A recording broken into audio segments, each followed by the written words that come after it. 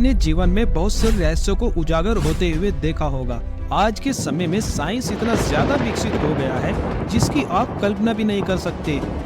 आज मैं आपको एक ऐसे रहस्य का सामना कराने के लिए ले जा रहा हूँ जिसके बारे में शायद बहुत कम लोग जानते होंगे। आप सभी ने हिमालय के बारे में हमेशा से अलग अलग मिथ सुने होंगे।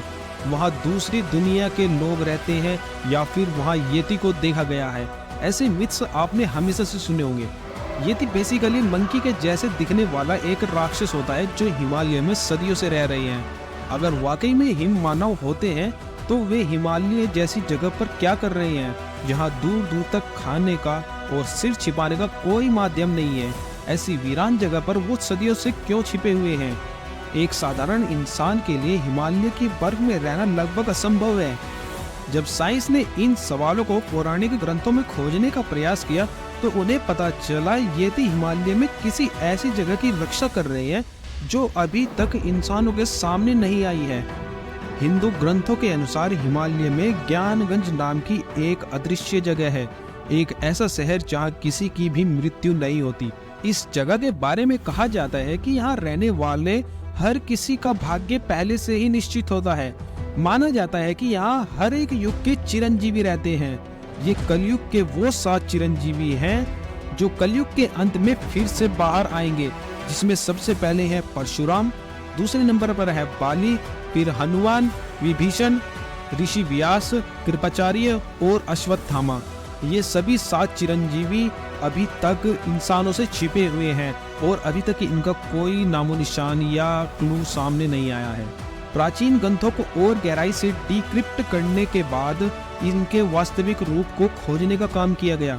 ग्रंथों में बताया गया कि ये शहर एक अलग डायमेंशन में मौजूद है जिसे खोजा नहीं जा सकता।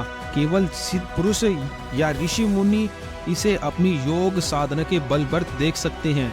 जब इसे सैटेलाइट के द्वारा खोजने का प्रयास किया गया तो हमारे हाथ कुछ भी नहीं लगा, लेकिन ग्रंथों के मुताबिक ज्ञानगंज एक लोटस की तरह दिखता है जिसकी 8 पंखुड़ियां हैं और उनके बीच में एक व्हाइट कलर का पेड़ है जो कभी नहीं मुरझाता।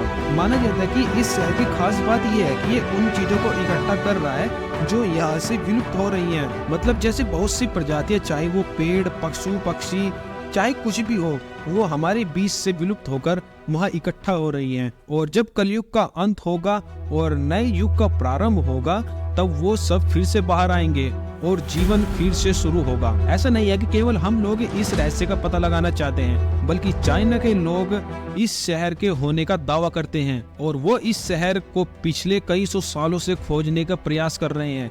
चाइना ने बहुत सी सीक्रेट टीम्स बनाई जिन्होंने हिमालय के अलग अलग केंद्रों को स्कैन किया, लेकिन उनके हाथ कुछ नहीं लगा।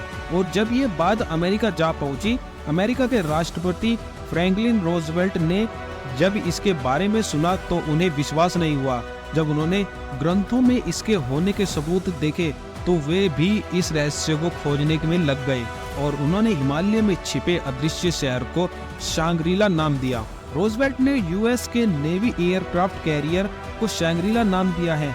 आप इसे कंफर्म करने के लिए गूगल मैप पर जाकर सर्च कर देख सकते हैं। लेकिन अब सवाल ये उठता है कि अगर ये जगह वास्तव में एग्जिस्ट करती है और यहाँ कोई रहता है, इन सभी के सबूत हमें किसने दिए? अगर हम हिंदू धर्म के मुताबिक देखें तो इस नगर का निर्माण विश्वकर्मा जी ने किया था। इसे एक माया लोक की तरह बनाया गया था जिसे कोई न देख सके। जैसे महाभारत काल में जब पांडवों को इंद्रप्रस्थ दिया गया था, वो भी विश्वकर्मा जी ने बनाया था, जो कि एक मायावी महल था।